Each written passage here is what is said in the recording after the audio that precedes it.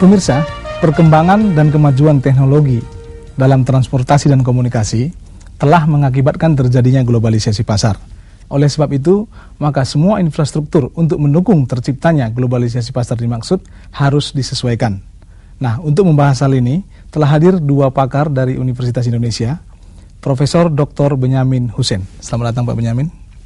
Kemudian juga telah hadir Bapak Dr. Azwar Kasim dari Universitas Indonesia. Selamat datang Pak. Selain sebagai dosen pada jurusan Ilmu Administrasi Negara FISIP UI, beliau berdua juga adalah dosen pada program Pasca Sarjana Universitas Indonesia. Pak Benyamin dan Pak Azhar, topik kali ini adalah kesiapan kita ingin memasuki pasar bebas. Seperti kita tahu bahwa yang sudah sering didengungkan pada 2003 kita akan memasuki pasar bebas paling tidak pada tingkat ASEAN. Ini dari kalau kita kaitkan dengan administrasi negara kita, itu kira-kira prasyarat apa yang harus kita miliki atau apa yang harus kita lakukan sedemikian rupa sehingga sewaktu nanti pasar bebas itu datang, sistem demikian juga sumber daya kita itu bisa siap untuk masuk ke dalamnya. Silakan Pak Benyamin. Iya, baik.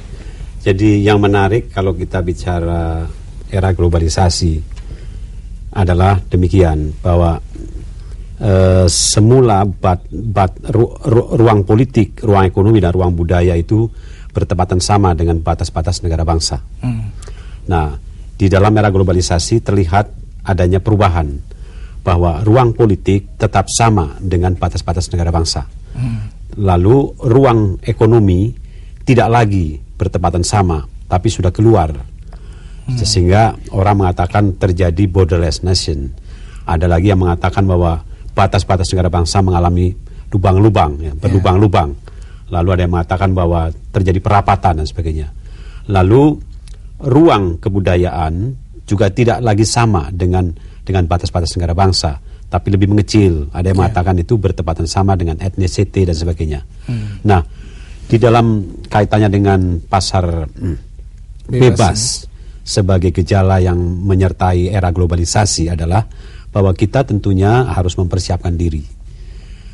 Yang pertama adalah bukan saja SDM yang perlu kita perkuat, tetapi organisasi dari administrasi yang akan menangani dunia perekonomian. Nah, dalam kaitan dengan organisasi ini perlu digalakan atau ditingkatkan 4D, yaitu desentralisasi, deregulasi, debirokratisasi, dan demokratisasi. Ini menurut saya penting sekali, ya, sebab era globalisasi yang ditandai oleh pasar bebas itu menghendaki keterbukaan, menghendaki masyarakat bisa berpartisipasi dan sebagainya. Maka ke-4D itu yang perlu ditingkatkan.